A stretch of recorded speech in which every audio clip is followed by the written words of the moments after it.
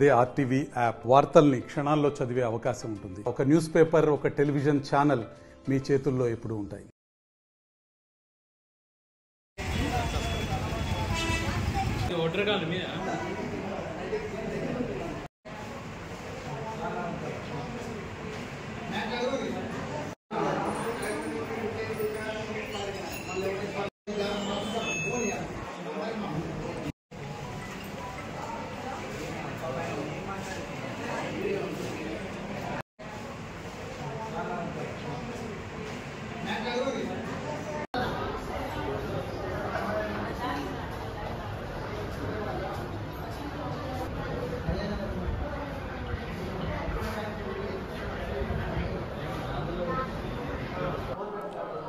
మంచిర్యాల జిల్లా కేంద్రంలోని వడ్ర కాలనీలో ఒక ఘటన సంచలనంగా మారింది. అది క్రైమ్ ఘటన. నేరుగా అన్నను గొడవ జరుగుతుంటే విడిపించడానికి వెళ్ళిన తమ్మునిపై హత్యకు వేరే వ్యక్తి ప్రయత్నం చేశారు. నేరుగా బ్లేడ్తో గొంతు కోసిన పరిస్థితి. మనతో పాటు బాధితుడు ఉన్నాడు, ఒకసారి తనతో మాట్లాడిద్దాం. ఇతనే బాధితుడు. నేరుగా మంచిర్యాల ఏరియా ఆసుపత్రిలో చికిత్స పొందుతున్న పరిస్థితి. ఏం జరిగిందన్న? మా అన్నతో గొడవ అవుతుంటే నేను ఆపడానికి పోతే నిలబడిన నన్ను పీక కోసిపోయాడు. గోపి అని ఆయన, గోపి అనే వ్యక్తి. ఎప్పుడు గొడవలు ఆయనతో నాకు మా అల్లుడు వాళ్ళ చిన్న చిన్న గొడవలు ఉన్నాయి. నేను ఆపడానికి పోయినా నేను కొట్టడం కొట్టలే. ఆయన అసలు సంబంధం లేదు. పక్కన నిలబడ్డా ఆయన. నేను నిలబడి వెనక వచ్చి పీక కోసి వెళ్ళిపోయాడు. గొంతు బ్లేడ్ తీసుకొని కోసి వెళ్ళిపోయాక నేను వచ్చి స్టేషన్ కంప్లైంట్ ఇచ్చి హాస్పిటల్కి వచ్చాను. ఎక్కడి నుంచి కోసిండు 8 కుట్లు పడ్డాయి, 9 కుట్లు పడ్డాయి. కోసిపోయాడు.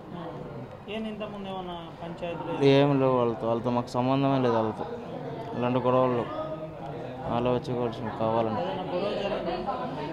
మా అన్నయ్యను వాళ్ళ ఇద్దరికి గొడవ అయింది. వేరే పోరాడికి ఆ పోరాడు గొడవ అయిందని పోయి అడగడం పోతే అంతలో వేరే వాడు ఉన్నాడు. వాడు ఉండి వచ్చి బ్లేడ్తో కోసిపోయిండు. వాడు ఆ పోరాడు వల్ల బాబాయ్ అవుతాడు తెలియదు, మామ అవుతుందో తెలియదు. వాడు ఆడ పేరు గోపి. నా పేరు కాదు, నా పేరు రామాంజనేయులు కాంట్రకుండా. ఆడ పేరు గోపి. కోసినోడు ఇక కోసిపోయినాడు బ్లేడ్ తీసుకొని. పోలీసులు విచారణ చేస్తున్నా అన్నారు. తీసుకుపోయారు, స్టేషన్కి కూర్చోబెట్టి. బాగానే మంది ఉన్నారు కాలనీలో, బాగా మంది చూశారు. కోయంగా ఎంతమంది నేను చూడలే కానీ ఒక 40-50 మంది రాకుంటారు కాలనీలో. అందరూ చూడంగా కోసాడు. అయితే మేము హాస్పిటల్కి వచ్చాం. మా వాళ్ళను నేను వచ్చిన హాస్పిటల్కి తగిందని ఆ స్టేషన్కి పోయి కంప్లైంట్ ఇచ్చి కాండ్రకుండా రామాంజనేయులు ఇది పరిస్థితి. రామాంజనేయులు చెబుతున్న పరిస్థితి. ఒకసారి వాళ్ళ కుటుంబ సభ్యులు ఉన్నారు. అమ్మ చెప్పండి, ఏం జరిగింది? ఏం లేదండి, మా బావ వాళ్ళకి ఇంకొక అబ్బాయికి ఇద్దరికి గొడవ అవుతుంది. చూసి మేము ఆపడానికి ఎవరు లేదు, ఇతన్ని పిలిచినాం, ఫోన్ చేసి పిలిచినాం. వచ్చారు, వచ్చి వాళ్ళని ఆపుదామని వెళ్ళారు. వాళ్ళని ఆపేసి ఇంటికి తీసుకొద్దామని అక్కడ నించున్నందుకు వెనక నుంచి వచ్చి గొంతు పట్టుకున్నాడు. మా ముందే పట్టుకున్నాం, మేము చూస్తూనే ఉన్నాం. గొంతు పట్టుకున్నాడు. ఎందుకు గొంతు పట్టుకున్నాం అడిగే లోపే ఇటు వేసేసి ఇంట్లోకి వెళ్ళిపోయి దాక్కున్నాడు. బాగా ఇతన్ని తీసుకొని మేము హాస్పిటల్కి వచ్చేసి.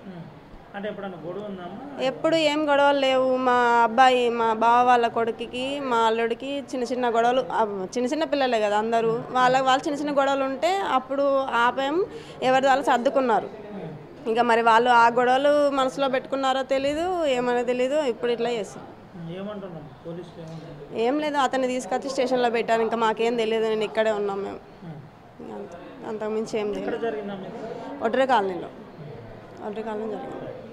ఇది పరిస్థితి. వడ్ర కాలనీలో నేరుగా రామాంజనేయులపై హత్య యత్నానికి ప్రయత్నించిన పరిస్థితి. అయితే దీనిపై నేరుగా పోలీసులు కూడా వెంటనే రియాక్ట్ అయ్యి అసలు వాస్తవం ఏం జరిగింది, ఎందుకు దాడి జరగవలసి వచ్చింది, గతంలో ఏదైనా గొడవ ఉందా, ఏంటి అసలు పరిస్థితి, ఎందుకు ఇలాంటి ఘాతకానికి ఒడిగట్టారనే కోణంలో పోలీసులు కూడా విచారిస్తున్నట్టు తెలిసింది. ఇప్పటికే నిందితుడు పోలీసుల అదుపులో ఉన్నట్టయితే తెలుస్తుంది. మొత్తానికైతే వడ్ర కాలనీలో ఈ హత్యాయత్నానికి బ్లేడ్తో గొంతు కోయడానికి ప్రయత్నం చేసిన అంశం కాస్త సంచలనంగా మారిన పరిస్థితి కనబడుతుంది. ఓవరాల్గా క్రైమ్పై కమిషనర్ నుంచి మొదలుకొని ఏసీపీ వరకు ప్రత్యేక కాన్సన్ట్రేషన్ చేయాలి. ఇప్పటికే స్థానిక పోలీసులు కాన్సన్ట్రేషన్ చేసినప్పటికీ ఎక్కడొక్కడ ఇట్లాంటి యథార్థాలు జరుగుతున్న పరిస్థితి కనబడుతుంది. దీనిపై ప్రజా సంఘాలు కూడా పలు రకాలుగా విమర్శలు కూడా చేస్తున్న పరిస్థితి కనబడుతుంది.